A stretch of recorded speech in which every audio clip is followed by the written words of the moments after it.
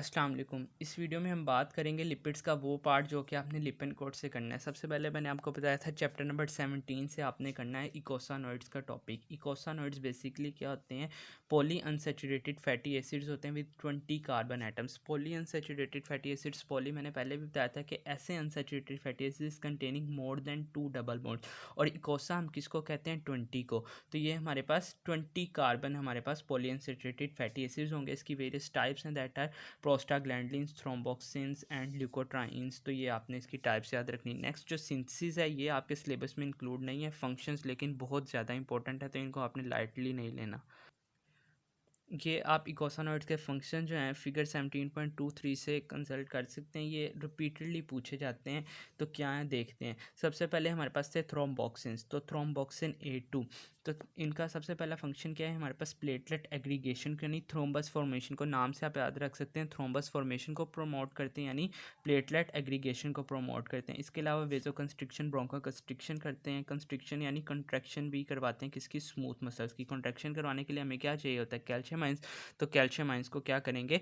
मोबाइलाइज करेंगे। तो ये आपने वेरियस इसके फंक्शंस याद रखने हैं। इसी तरह प्रोस्टाग्लैंडिन I2 है, प्रोस्टाग्लैंडिन E2 है। ये I2 हो गया, E2 हो गया, F2 है। ये बेसिकली फंक्शनल ग्रुप्स के डिफरेंस हैं, तो इससे आपने इतना परेशान नहीं होना कि ये क्या चीज़ है।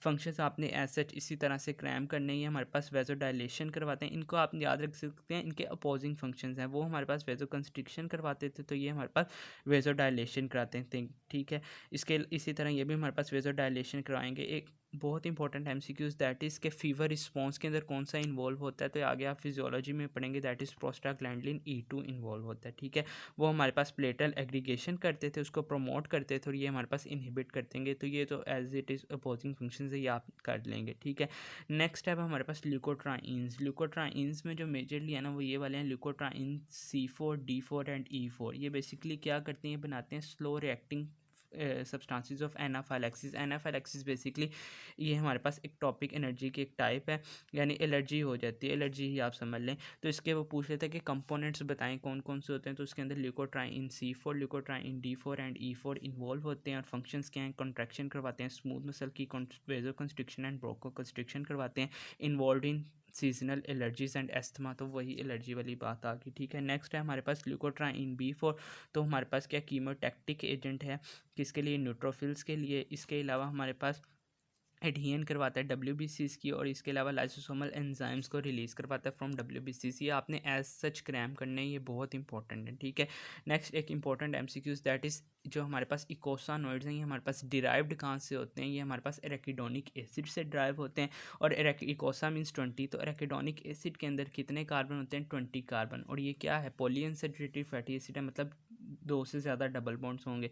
तो इसके अंदर 4 डबल बॉन्ड्स होते हैं। अब ये मेरे से एग्जामिनर ने पूछा था कि हमारे पास जो इकोसानोइड है, सबसे पहले तो बताएं कौन सा फैटी एसिड? तो हमारे पास ओमेगा 6 फैटी एसिड की एग्जांपल थी।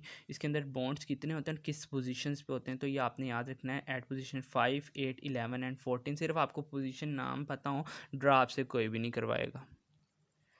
नेक्स्ट जो है लिपन कोड से आपने करना है चैप्टर नंबर 18 से। ये सिर्फ एक दफ़ा क्वेश्चन आया, तो ये आप लोग देख लें कि बाइल सॉल्ट्स और बाइल एसिड्स के उन्होंने नेम्स पूछे हुए थे कि बताएं कौन से हैं। तो ये चैप्टर नंबर 18 में पेज 225 पे आप लोग को मिल जाएगा। बाइल एसिड्स के नेम क्या है? हमारे पास कूलिक एसिड एंड चीनो डीऑक्सी कूलिक एसिड। ठीक है, ये हमारे पास 2 बाइल एसिड्स थे। और इसी तरह बाइल सॉल्ट्स की क्या है? उनके अंदर हमारे पास कोई भी ग्लाइसिन या हमारे पास टोरिन, 2 हमारे पास ये अमाइनो एसिड्स मिलेंगे, तो ये हमारे पास बाइल सॉल्ट्स बना देंगे। उनकी एग्जांपल्स क्या हैं?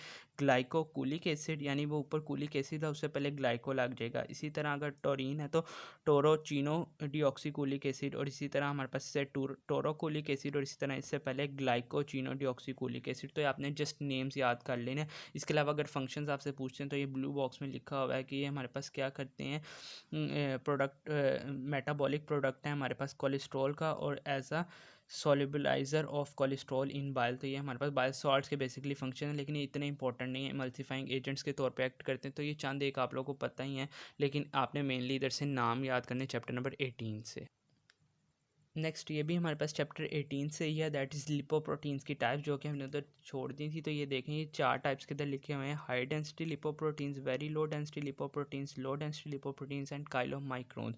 तो इनमें बेसिकली आपको सबसे पहले तो पता हो कि कंपोजिशन क्या है। इनके अंदर ट्राइसाइक्लिसराइड्स होते हैं और कोलेस्ट्रॉल होता है। तो ये भी लास्ट ईयर आया हुआ था कि लिपोप्रोटीन्स की कंपोजिशन क्या है। तो वेरियस ऑप्शन थे, उनमें जो करेक्ट था दैट इज़ ट्राइसाइक्लिसराइड्स होते हैं, कोलेस्ट्रॉल होते हैं। तो उसने वेरियस ऑप्शन उधर दिए थे, तो ये वाला करेक्ट है। अब किसी के अंदर हमारे पास लोएस्ट है और किसी के अंदर हाईएस्ट है, किसी के अंदर कोलेस्ट्रॉल लोएस्ट है, किसी के अंदर कोलेस्ट्रॉल हाईएस्ट है। तो ये आपने कंपोजिशन इसी तरह से याद इधर रखनी कि कंपोजिशन क्या होते हैं। इसके अलावा फंक्शंस इतने इंपॉर्टेंट नहीं, लेकिन पता हो आप लोगों को कि ये करते क्या है। हमारे पास एंडोजीनस ट्राइसाइक्लिसराइड्स को पेरिफेरल टिश्यूज की तरफ मूव करते हैं, ठीक है, और कुछ हमारे पास एक्सोजीनस ट्राइसाइक्लिसराइड्स को हमारे पास पेरिफेरल टिश्यूज की तरफ मूव करते हैं। कुछ पेरिफेरल टिश्यू से बैक टू लिवर मूव करते हैं। तो आप इस तरह इनको कंपैरिजन से याद रखेंगे तो ये आपको याद रहेंगे। मेनली आपको इनकी टाइप्स का पता हो। और एक और इंपॉर्टेंट एमसीक्यूज के इनमें से कार्डियो प्रोटेक्टिव कौन से होते हैं, यानी जो हमारे पास क्रोनिक डिजीज़ को रिड्यूस करते हैं। तो हमारे पास हाई डेंसिटी लिपोप्रोटीन्स हैं। बाकी इधर से ऐसा इतना कोई इंपॉर्टेंट नहीं है। नेक्स्ट हमारा लास्ट टॉपिक है, that is omega 3 versus omega 6 fatty acids. ये आप लोगों ने चैप्टर नंबर 27 से करना है, लिपिड कोड्स के।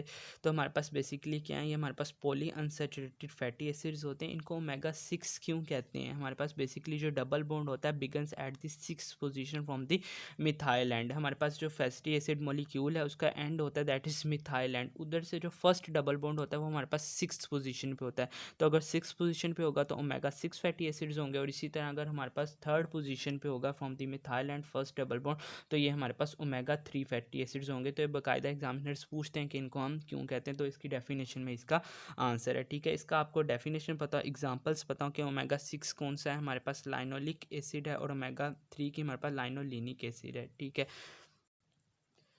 नेक्स्ट ओमेगा 3 तो सेम उसी तरह हमारे पास फर्स्ट डबल बॉन्ड कहाँ पे आएगा, begins at the 3rd position. उसमें 6th पोजीशन थी, इसमें 3rd। लेकिन इसकी हमारे पास वो बायोमेडिकली इंपॉर्टेंस पूछते हैं। तो हमारे पास क्या है, बेसिकली हमारे पास ये एंटी इन्फ्लेमेटरी इफेक्ट्स होते हैं। इनके करते हैं क्या, हमारे पास थ्रोम्बोसिस यानी थ्रोम्बस फॉर्मेशन की टेंडेंसी को रिड्यूस करते हैं। इसके अलावा कार्डियोवास्कुलर मोर्टेलिटी को रिड्यूस करते हैं।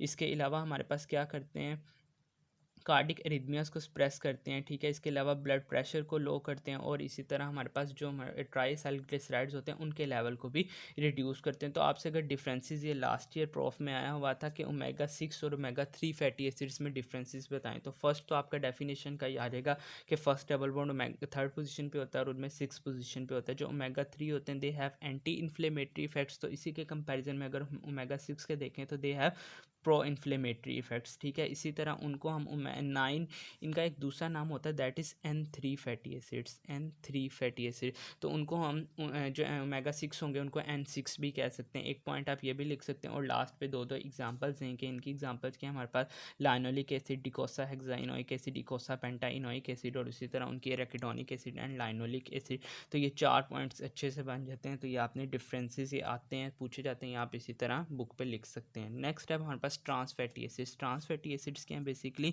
ये हमारे पास होते क्या हैं, अनसैचुरेटेड फैटी एसिड्स होते हैं, लेकिन बिहेव करते हैं बॉडी में एज सैचुरेटेड फैटी एसिड्स। क्यों, ये इनकी करते क्या, हमारे पास लो डेंसिटी लिपोप्रोटीन्स को एलिवेट कर देते हैं और जो हाई डेंसिटी लिपोप्रोटीन्स होते हैं उनको लो कर देते हैं। तो मैंने अभी आपको बताया था कि हाई डेंसिटी लिपोप्रोटीन्स बेसिकली क्या होते हैं, कार्डियो प्रोटेक्टिव होते हैं, यानी क्रोनिक डिजीज़ को रिड्यूस करते हैं। तो इन्होंने क्या किया, इन्होंने तो उन्हीं को लो कर दिया। तो जिस वजह से यानी वो कार्डियो प्रोटेक्टिव जो फंक्शन था वो भी लो हो गया। तो ये रिस्क क्या करते हैं, coronary heart disease, CHD means coronary heart disease. तो उनको हमारे पास उनका रिस्क क्या कर देंगे, इंक्रीज़ कर देंगे। तो इनका भी हेल्थ इफेक्ट पूछा जाता है। मोस्ट कॉमनली जो यूज होता है वो हमारे पास मार्जरीन है, ठीक है। इसके अलावा जो इनका सोर्स है that are most deep fries. तो बात का तो MCQs में पूछ लेते हैं कि जो आप KFC चिकन खाते हैं, जो बर्गर्स खाते हैं, तो ये मोस्ट डीप फ्राइड हैं। तो इनमें कौन से फैटी एसिड्स प्रेजेंट होंगे, तो इनके अंदर ट्रांस फैटी एसिड्स प्रेजेंट होंगे। यहाँ पे आपका वो पार्ट जो लिपिड कोड से करना था कंप्लीट हो जाता है। और एक टॉपिक था जो हार्पर से करना है, दैट इज़ लिपिड पर ऑक्सीडेशन एंड एंटीऑक्सीडेंट्स। वो मैं आपको सेपरेटली बता चुका हूँ वीडियो में। आई होप कि आपका क्लियर हो चुका होगा। प्रोफ में इसकी 10 नंबर की वेटेज है, तो आपने इसको भी अच्छे से कवर करना है। थोड़ा सा स्कैटर्ड है लेकिन इतना मुश्किल नहीं है। बाकी कोई मसला हो तो you can ask. Thank you so much.